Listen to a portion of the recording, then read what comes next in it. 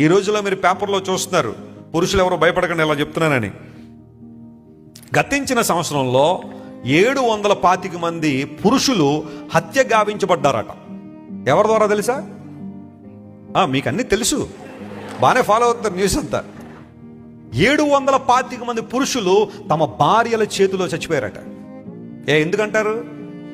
భార్యలు ఎందుకు చంపేస్తారు? అసలు స్త్రీ అంటేనే ఓపిక, స్త్రీ అంటేనే ప్రేమ, స్త్రీ అంటేనే సహనం, స్త్రీ అంటేనే చాలా చక్కని అనుభవాలతో ఉంటారు కదా, క్షమాపణ, ప్రేమ. మరి ఎందుకు భర్తను చంపేసేంత పరిస్థితులు ఎందుకు వచ్చినాయి?